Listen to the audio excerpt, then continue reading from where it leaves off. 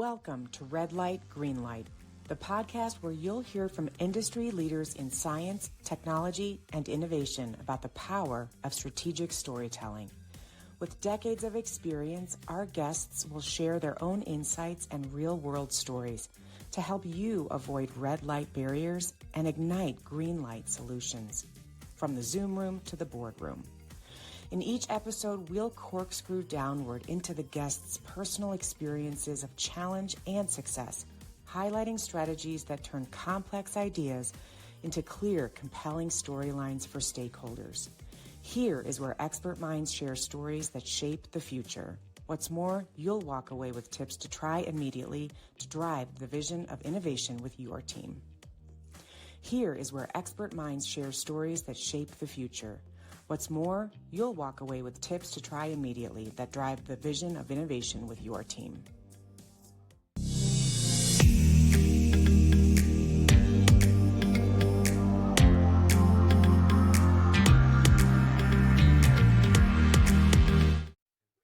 Hi, everybody. My name is Cindy Skalicky. Welcome to the next episode of Red Light, Green Light. I'm your host, and I bring to you every week senior level leaders from all over the map in terms of industry and expertise who are here to share with us some of their stories from their career journeys to where they are today. And I'm very pleased to bring to you an incredible leader I've had the pleasure of getting to know recently. He is the new CEO of KCOA, or Kids Chance of America, Chris Letsos. Chris, did I say your last name correctly? Yes, absolutely. Thanks for having me. You're welcome. Thanks for coming onto the show today, Chris. Why don't you start out by helping us understand what Kids Chance of America is and how you found your way to it? Absolutely. Well, Kids Chance of America started very grassroots by a gentleman and leader in the workers' compensation industry, a lawyer named Robert Clyott in Southern Georgia. Yep. And he quickly realized that as he was um, uh, supporting his clients in their workers' compensation claims and in injuries, he discovered that kids were often left to their own devices. And what he wanted to do was make sure that he, in particular, could serve those young people and make sure that they had support and a pathway to future success. Overcoming a parental injury or a death is devastating. Right. In and of itself. So when you consider everything else that occurs afterwards, I think he just wanted to step up and fill in the gap. Yep. I don't think he realized that nearly 40 years later, we would be a national network. Right. And we're close to celebrating our 20th anniversary nationally, but 40th serving states. And really, we're just represent a group of volunteers, a large number, nearly 1,500 in every state that work diligently to provide post-secondary scholarships to young people whose families have been affected by catastrophic injury or workplace death. Okay. I think from our perspective, what we want to do is serve more young people, know that they're never alone during this experience. Right. And for me, it's a very deeply and personal mission. Okay. My father was injured on the job when I was about 13 years old. Okay. And it changed our entire lives, our Yeah. trajectory. It forced us to move from New York to Florida, and it allowed me to find my passion in the nonprofit sector. Okay. So I've been lucky enough to spend over 20 years serving children and youth in Boys and Girls Clubs and Big Brothers, Big Sisters, Okay. and other national networks. And I am just honored that I now have the opportunity to help build out Kids Chance of America and what our movement means, not only to the young people that we serve and their families, but to each and every one of our communities and states. Fantastic. Wow. It's such an amazing organization, Chris. And I think the legacy of it that Robert or Bob started back in Georgia is remarkable. And I had the great fortune to hear him speak live at the conference in April, just before you came on. And and heard his origin story, which, origin stories as a type of story are fascinating. And most people are typically quite curious about the origin story of any company or brand or family or person. It's just a Mhm. great kind of starter set. But I think you're right. He couldn't know how amazing this was going to become Yeah. for so many families. And y- and I think, for our listeners who are uh, kind of tuning in today, think of those families who have parents working as firefighters, police officers. They're working on the HVAC Mhm. systems on rooftops and in coal mines, or other kind of those those hands-on jobs where there's a lot of danger, Mhm. and they put in as many safety measures as they can, but accidents happen, Yeah. and sometimes they're fatal, and they're typically life-changing Yeah. when they're not fatal. And these families are indeed left without a map, Mhm. right? I mean, do you have siblings, Chris? How do you wanna go back and reflect a Absolutely. little at all on that time? Because that's really hard for others to Yeah. imagine. Well, I'll be honest with you. And part of this process and joining Kids Chance of America has allowed me to sort of remember those Yeah, moments. And what you okay. don't realize is 30 years later, you sort of um, hid those pressures and those fears, and Mhm, you bottled it down, and you mhm, just tried to continue. And I have a mhm, younger brother, mhm, and he was at a younger age, so I think the change wasn't as dramatic for him, but certainly mhm, felt it. But mhm, from our family's perspective, my both my parents came to the United States for a better life, and mhm. one in particular for us. So Okay. as my father dealt with his injury and doctors, we were there to help translate, help there. Mhm. We were there to help guide, and Okay. many of our young people are facing that. At Mhm. young Yes. ages of 12 to being a teenager and having to be an advocate for your parent or to help them Mhm. understand and make those health decisions. Those Yeah. are those are traumatic sort of experiences, and really what we want to do with Kids Chance of America is bolster an initiative we have called Planning for the Future, where we're Okay. identifying children younger Mhm. so we can get them into the pipeline and also connect them to peers or partners so that they Yes. know that they're not alone, that they can Yes. access mental health support or just someone to talk Mhm. to, Oh, access out of absolutely. school time care, or just have a Mhm. better understanding of what it means to build a plan. Mhm. I Yes. think all of us experience this in different ways and cope in different ways. Yeah, Um, for sure. our goal at Kids Chance is to ensure that every young person who has to unfortunately experience this has a team in their corner Mhm. Yes. that allows them and helps them to develop a plan for their future. Mhm. That includes up to these really critically important scholarship dollars that we provide in every state for Mhm. them to pursue their dreams. Yeah. Oh, that's fantastic. So, gosh, I'm gonna try to remember all the little threads that I wanna pull from what you just said, but, yes, one of the I mean, just to make sure everybody who's maybe new to you Mhm. realizes, like, yes, this is a place where kids who are in families who have been affected by workplace injuries, they get scholarships to go to college. I mean, that is Mhm. the basic line, of what KCO is providing. They're educating the children of these families, and not just the oldest child, all the Mhm. children, no matter if they exist yet or if they are, how old they are. But that's a beautiful reality I remember learning Mhm. throughout the time I got to know the team at KCOA, but also those ambassadors I worked with on that, Yeah. on learning their stories, which were just incredibly powerful.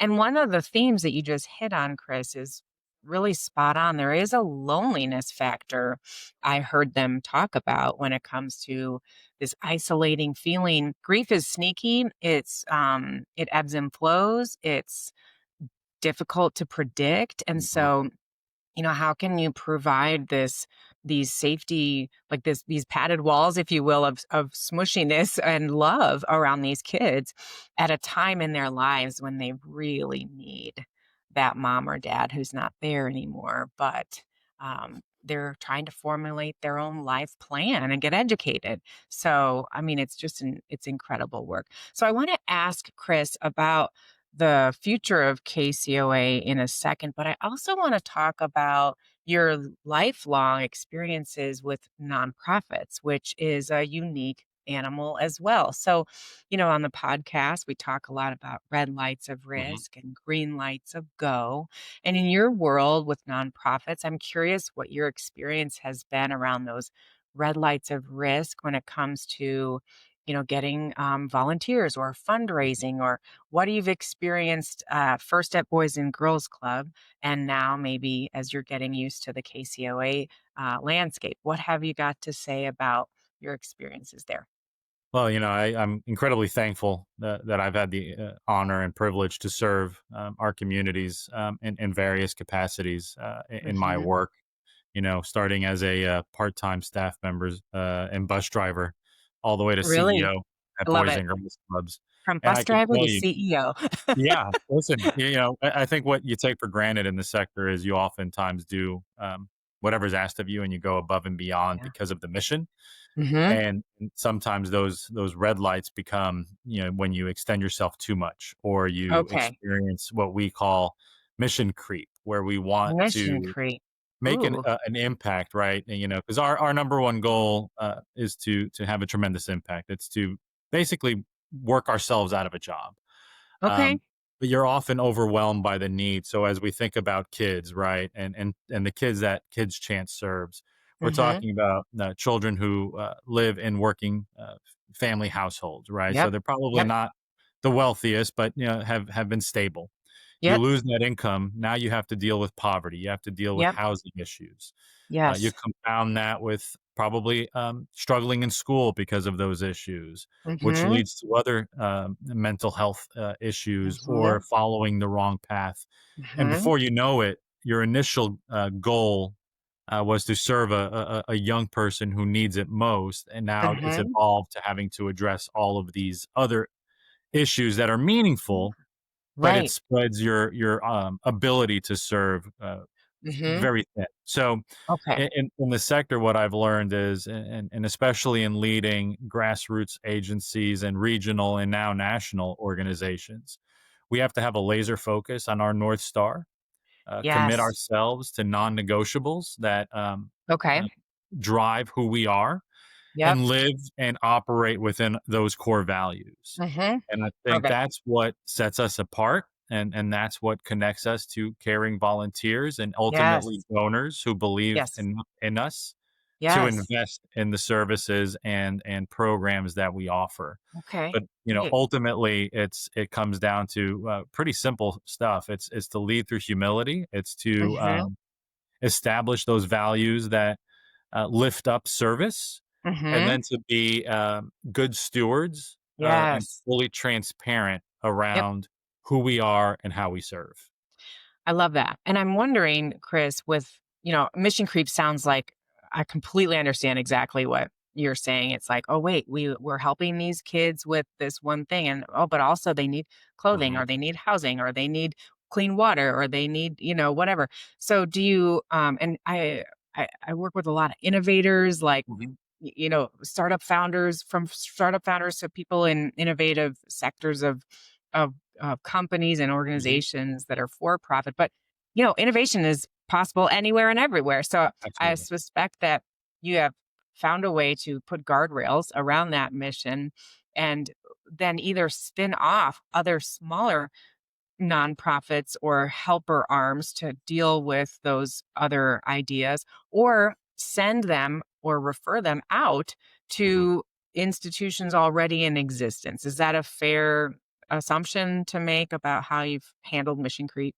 Absolutely. I think, Mhm. where I've seen the most success, and we often make mistakes along the way, but those Mhm. lessons have led me to know that, say in the role for Kids Chance of America, our number one goal and role is to serve as a convener, not only Mhm. of all the states and state organizations, but Mhm. any interested stakeholder or vested partner in supporting young people and their future success. Yep. What exactly. you do from convening is then build collaboration, and that Mhm. is often difficult. Mhm. But I think it's what makes this sector, the nonprofit sector, so unique.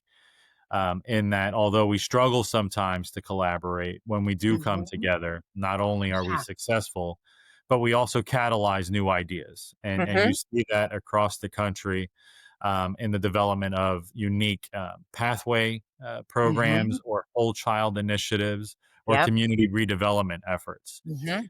Yep. I think the key is what you mentioned, and what oftentimes those in the private sector forget is that we need their influence, that we need Mhm. their expertise, Mhm. and certainly we need their financial support. But I'm telling you, Sure.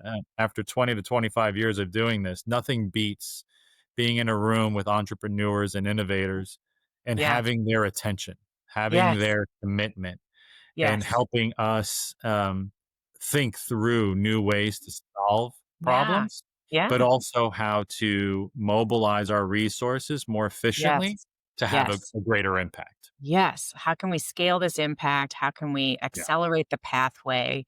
And that leads right actually into kind of my next question for you, or where I'd like to explore. And I'm going to go right at it, Chris. I really want to use this segment of the podcast to help people listening understand how they can like be an ear to the ground for Mm. KCOA. Because when I was sitting in the room in Denver at the hotel, watching Jennifer Wolf talk about how exciting it was that now, after, I forget how many years, but now there are all 50 Yeah. states represented for the first time ever. Every state has a KCOA organization. I would maybe call it like it's similar to like a chapter, right, Mhm. of the national organization. And really, it's kind of like go time right now, right? We're going towards some other green lights for like, okay, we have all the players on the field, all the states are accounted for.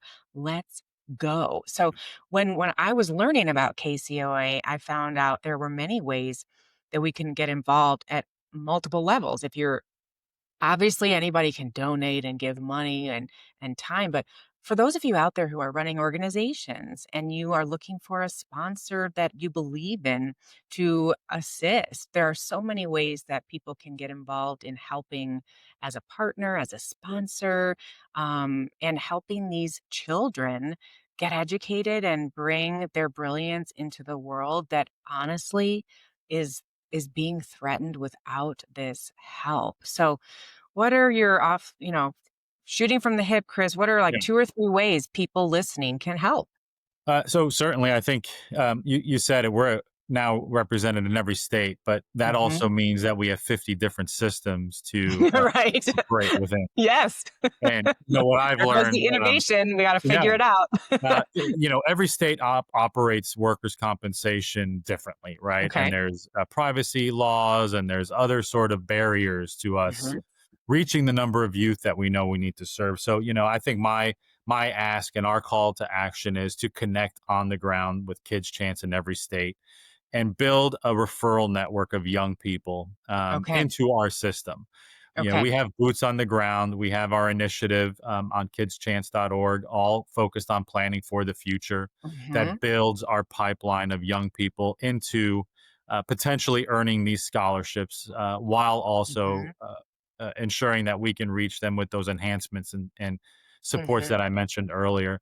The other Mhm. thing is certainly we can use more volunteers, but what Mhm. we're looking for are ambassadors, Oh, individuals who really care about young people and know that our future as a country is determined on the number of students today that are going to yep. have the right skills to drive our Heck talent yeah. and pipeline into Absolutely. the future. We Mhm. know that about 75% of jobs in the next 20 years are going to require a post secondary credential or degree. Yet Mhm. today, about half of our Mm. working Wow. population has that. Wow. So we're going to have to change dramatically how we get Mhm. kids there and how we Mhm. educate them.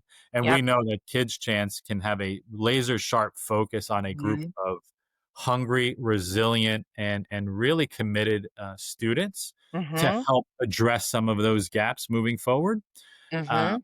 So our ask is to simply help us connect to more young people and Mm-hmm. help us connect to more caring adults who want to make a difference in the lives of children.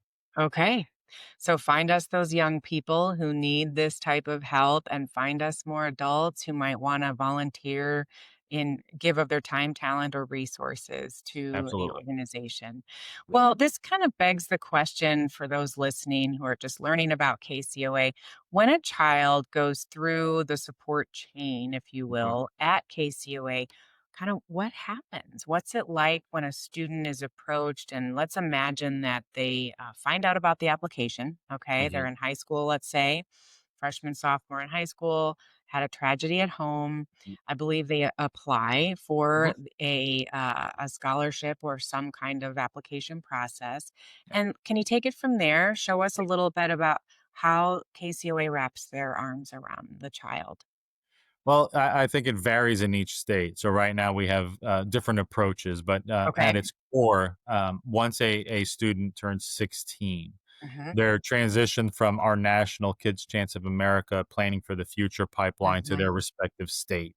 Mm-hmm. There, they're connected with volunteers and board members who, work to engage with the students and the young people, potentially also including their families. But, it differs state to Mm-hmm. state because of systems and opportunities. Mm-hmm. I think at our core, our experience is to connect with that young person when they're thinking about their post-secondary plans, Mhm, applying for that scholarship, and mhm. connecting to those volunteers. Now, every Right. state, again, some are very large states like Texas, Yep. other states like Delaware are smaller. And part Sure. of what we're trying to build out at a national level are more intentional connections, both in Yep. person and virtually, but Yes. also in building a Kids Chance network of Yes. post-secondary partners, Yes. groups like Associated Builders and Contractors or the Associated General Contractors Association, Mhm. Mhm. transportation, healthcare, Mhm. because we know that those are the jobs that are going to drive our country and communities forward. Right. So if we can stand in that gap and be the connector at the Mhm. national level Mhm. for young people, both within Kids Chance pipeline, but also those outside, Right. to understand what those opportunities are. That's Mhm. really where we're Mhm. ultimately seeking to live, Mhm. because we know we have a committed group of volunteers, and we know there's more out there that want to support young people, but Yeah, we want to do so intentionally. yeah, absolutely. And one of the interesting things I remember, I did a little listening tour before Mm, coming on site when I was going to speak to the group. And I got a few of the board members collected for me by one of your team members. And I mm, talked with them. And I was really taken aback by how long they've all been yeah. on staff or on the board. It's like, "Oh, it's Mhm. my 13th year," or something like that. They stick around and they're just, they wanna finish what they started or just do it because of the love of it's almost like for the love of the game in a sports analogy, right? It's for the love of the kids Mhm. in the Kids Chance of America world, and I think that's a real testament to the fact that KCOA continues the momentum of growth because anything that's stagnant, you're either growing or dying, right? In terms of any kind of business growth or even personal, we could argue Yeah. that too. And so it's impressive and exciting when an organization can keep trudging forward up that hill, up that mountain, down that path. And you're fueled by the energy behind you. And there's a lot of energy behind KCOA and behind you now that you're kind of at that helm. So it's beautiful to observe it. And it's just been a wonderful bright spot in my year for sure to learn of all of you. Well, yeah, it is a remarkable story, especially Yeah. considering again it started really humbly by Bob Yes. to just serve. I believe at that time it was one student, right? One Yeah. student It sort was of one inspired him. student in his office, and Yeah. I remember the very specific storyline he shares, and uh, it was a jarring, life-changing experience that, I think he would call cosmic and, Hmm. filled with, a divine sense that he needed to do something about this, which is beautiful, so, Absolutely, um, and we haven't Chris, what lost a that. yeah, no, and And, that is not an easy thing to keep no, burning, and yeah. so he's as much a part of the organization as he possibly can be as he continues trudging through life, and it's wonderful that he can come and be part of those annual conferences. So, Chris, one last question around just general leadership Mhm. and style, and as you kind of take the helm here at KCOA, what are some of your personal principles of leadership that you have found work well that you want to um, fold in to KCOA, and anything you're observing that's already in place that you're happy about, things like that? Well, I've benefited from mentors and leaders over the last Hmm. 20 years who believed enough in me to give me opportunity and to invest time and honesty um, Yeah. with Mm. me. And I will say I am the first official employee of Kids Chance of You America. are, yes. So I have the unique opportunity to serve alongside many board members and advisory council members and Hmm. state leaders, and I think the culture we're seeking to instill in Kids Chance is one of commitment first and foremost, right, and Hmm. staying true to that mission, that one child at a time mentality, Hmm. Yeah. but also a deep commitment to grow our brand and our scope through collaboration and through Hmm. innovation. Hmm. So what I've learned over all this time is you seek out those around you that are smarter than you, Hmm. bring different Right. skill sets to the table. But Yep. I think what separates really strong organizations uh, to those that struggle are people and Yes. how people are Yes. um, empowered to succeed, Hmm. but Hmm. also encouraged to speak up Hmm. and Right. supported in ways to develop themselves. And at our core, I think that's what Bob taught us. That's what Jennifer, as our current board chair, Yeah. continues Yeah. to Yep. illustrate, and what some of our key stakeholders continue Hmm. to shout from the Hmm. rooftops. It's Hmm. Kids Chance is committed to lead the way for these young people, Yep. do so um, by raising up their stories and Yes. Yes. celebrating their lives, Yes. and building an organization around those values for the long haul.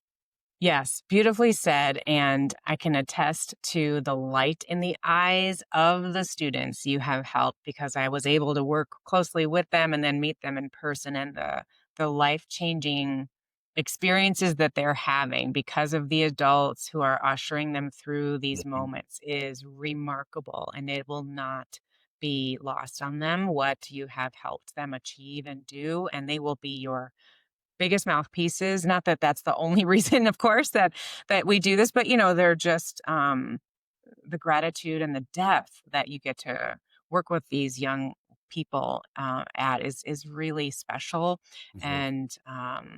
and per yeah, it's special. It's kind of a sacred relationship that is a lifelong one over the course of these young people's lives. Chris, is there anyone in your life, you talk about business North Stars and big goals and things that guide us. Is there a person that comes to your mind who helped shape and form who you've become, that you kind of think of or call if there's questions that you want to Yeah. run past them? Well, certainly my parents, right? They're the Okay. ones that keep me Sure. grounded. My wife, of course. But Hmm. I think through this journey, I've always been lucky enough to find a Chip Stoner who was the first leader who took a chance on a 16-year-old and hired me at Boys and Yeah. Girls Club, There you go. or a Jerry Lane at 18 who said, "Hey, here are the keys. You're going to be in charge." To a Yeah. Buddy Strite, to a Roy Opfer, right? I think professionally speaking, Hmm. many of us feel like we can do this job on our own, and the truth Hmm. is we can't. Yeah. Right. And I've been lucky enough to find those leaders who, whether we were together for a short time or a long time, Hmm. poured into me, challenged me to be Hmm. better. Yeah. And those relationships, even if they last a short time, we still sort of connect and Yep. leverage. So that's what I hope to build at Kids Chance, a Yep. network of support where a young person in Arizona may meet someone like you Hmm. in Right. Colorado and Right. build that sort of lifelong connection. Um, because I think we are more often times able to succeed knowing that we have people in our corner Mm-hmm. than not. 100%. So that's our aspiration for Yeah. Kids Chance. It's not Yeah. to just and again awarding scholarships. I could not have gone to college without support, so I know the Amazing. importance of it. But Yes. we also want to add on or layer on this added support, so all of Mm-hmm. our kids know that no matter where they come from or where they're headed, Yep. Kids Chance will always be in their corner. Yep, I love it. I love it. And I really like what you said about how it's not the length of the relationship that you have with a person who might change the way you think or do things. It could be a short stint. People come in and out of our lives for a reason. I believe that to be true. And it's not always a long time. And I think the charge for listeners today who are listening to this is, who are you potentially molding? Who are you potentially influencing? Either without knowing it, and who might you Yep. be able or willing to pour more into to guide and help them thrive, because that's some of the as we get older, it's more fun to sort of apply the things we've Yeah, learned and been privileged to obtain from others who have guided us, and it's just the circle of humanity, right, that we want to be absolutely. better. And I Yeah, think the key also is isn't always a top down thing. I've been right, blessed having agree. team members and those Yes, that are frontline who help yeah, me reimagine and rethink how to lead an agency or how to engage yes, with others. So, my recommendation is again to create that culture of openness within an yeah, agency or movement or organization, and understand that there are incredible ideas all around us, yep, and sometimes it's our job as leaders to just listen and help connect those dots, yep, realizing exactly. that more often than not, the best ideas come from those doing the work, and it's our Yes. job as Yes. senior leaders to get them the resources they need to be successful, to Right. listen, and to Mhm. really engage in meaningful ways, because you never know where the next great idea or It's true. opportunity is going to come from. Yeah. That's so true. And I can make a very long list of things I've learned and appreciated from the younger generation of these student ambassadors, just for Mhm. starters, and things they've experienced that I thankfully have not, and that I've learned the appreciation Yep. on many levels for things that I don't think about on a day-to-day basis, but now do, right? So you're Mhm. right. Age is not the only reason we can Yep. share wisdom and experiences, but yeah, there's goodness all around us if we have Yes. the heart to seek it out and share it. So fantastic. This has been great, Chris. Thank you so much for joining me today. I think that what you're looking at when you look forward for KCOA is just so much amazing goodness and opportunity, and lots of green light moments are coming your way for you and the organization and the states and the children. So thank you for being with me today. Thank you, Cindy, for the opportunity and Yeah. for your support of Kids Chance. Absolutely. Thank you all for listening today to Red Light, Green Light. This has been our recent episode here with Chris Letsos, the CEO of Kids Chance of America. Check out Kids Chance at LinkedIn and at the website, which I believe is kcoa.org. It's kidschance.org. Kidschance.org. Go find out how you might be able to help in your state and your area. And we'll be back again next week with another amazing leader with great stories about red lights and green lights. Until then, have a great day, week, and get out there and find a way to nail it. Take care, everybody. Bye bye.